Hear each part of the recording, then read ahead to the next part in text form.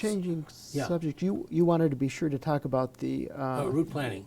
yeah, and Well, we talked about a little bit about route planning. well, in passing. you mentioned the Daily Plaza and the Oh, trees. do you want to talk about that? Yes, a little bit. Okay. A little bit.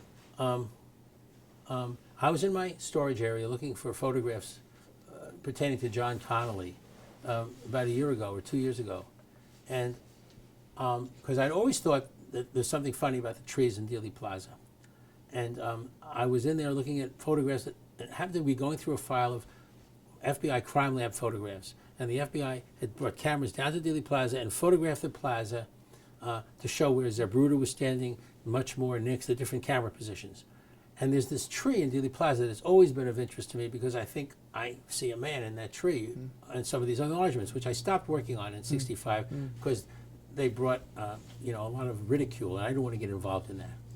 Well, as the FBI camera, and it's still photographs, passes this tree, this tree has a big fork on November 22nd, but later it doesn't have the fork. I mean, what happened to this structure? Well, this camera is aimed right at this tree, and you can see where this piece of metal is strapped onto the tree. There's a false structure on the tree. And I think what happened is that they brought in, I think in booby trapping in Dealey Plaza, they brought in a landscape architect or something months before and put structure up there that they could use to support some snipers. This tree is one of them. And if you look at the pictures on November 22nd, there's a black police car up on the sidewalk near this tree. I think that's the security guy.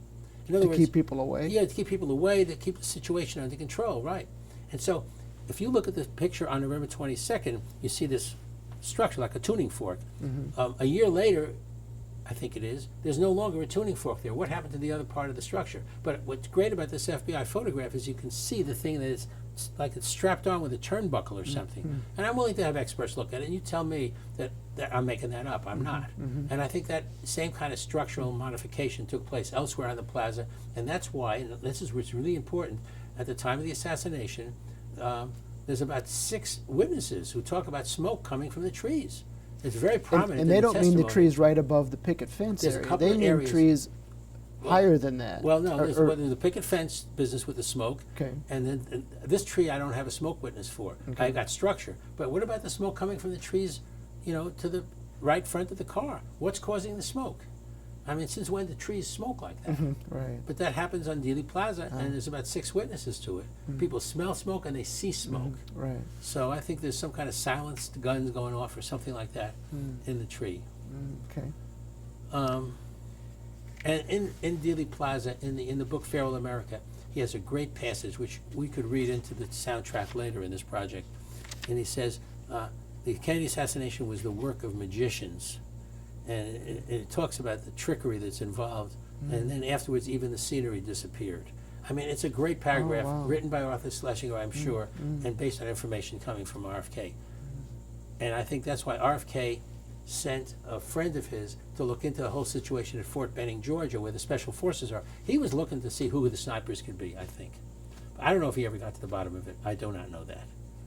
But he sure knew a lot. And Wow. So you've talked about this. It wasn't a coup because we didn't have an overthrow of the government. You talked about the succession of Lyndon Johnson to the presidency through this murder of the president. Right. The Constitution was used as a device to operate the line of succession and make Johnson president legally. So it's not a coup, because in a coup, the army marches. I mean, I used to say this to a publisher who was talking to me about this once.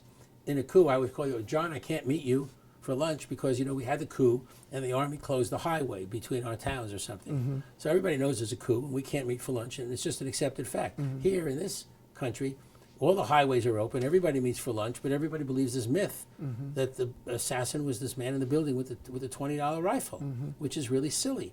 So what did happen? If it's not an overt coup, what would you call it, a covert coup? I think there's a better way to look at it.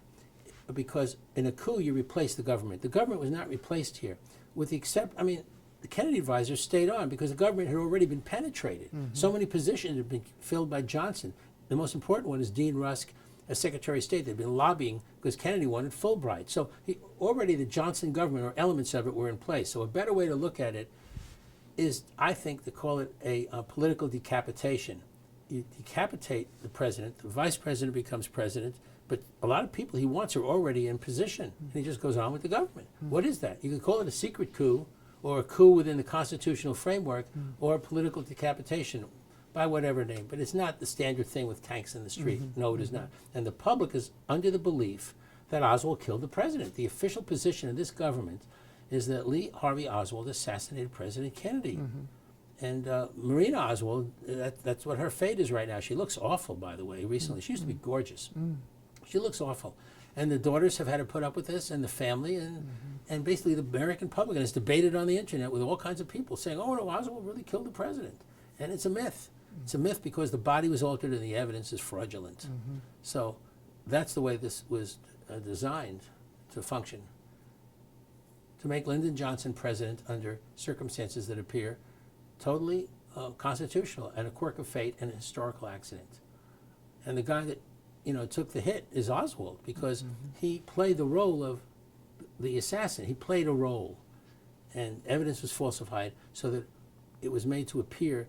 So if he's going to act out the role of a pretend assassin and then you alter the body, he's going to look like the real assassin. And if you kill him, he'll never tell the story of what he was up to and what he was doing and who told him to do it. This has been a very difficult crime to solve. Very. Because you've got the work of the federal government working against you in terms of their official version and the access to files, and so it's the assassination has been investigated by people on their own time, on their own money, throughout, in your case, your lifetime. Right.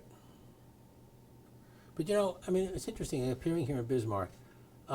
When I was a graduate student, I brought the evidence of surgery to Professor Liebler's attention, and I put this in my, speech, which was streamed and everything. I said that, he was really upset when he saw the evidence in an FBI report that the body had been altered. And it took me a while to realize what upset him, because I thought that I uncovered this clever trick to hide the second assassin. But he realized the issue was fraud in the evidence. And he understood that, and so did Susan, his top law student, who he later married, and she became Susan Liebler. Okay, I didn't get it in the beginning. So he wants to write this memorandum, and I couldn't find the memorandum in time for this thing. And I called up the National Archives. I communicated with them by email. And there's a top-level official there who's been very helpful to me in the past, and I hadn't been in touch with her in 5 years, and she's been promoted. She's head of this whole branch. And I said, look, I'm going to appear in Bismarck, and I got to have this memorandum, from Liebler to everybody on the commission about the body alteration. And Martha Wagner Murphy got it to me within 24 hours. I mean, that was really neat. And then I didn't have the transmittal letter, and I was so disappointed because Liebler hadn't put that in the file. And there's this guy in Michigan, Todd Vaughn, who I've known for 30 years, and I mean, you were talking about this business of individuals, who collects so many documents? I have 5 storage areas, I'm paying all this money every month.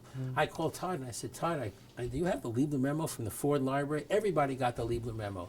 Dulles, who went to Princeton, is at the Princeton Library. Ford, it's in the Ford papers. Senator Russell, everybody, wherever their papers are, has a copy of the Liebler memo, which they ignored. So I asked my friend Todd Vaughn, and he said, yeah. I said, how many days will it take to get it for you? He said, well, I think I have it right here at home. I mean, this guy, Todd Vaughn in Michigan, and he went, while we're on the phone, and he went through his files, and he says, here it is, and he had the transmittal letter from 1966, which was so neat. So I was able to show it on the screen, Wonderful. So, but it's people, a lot of people care about this, and are doing something about it. And this is where we are right now.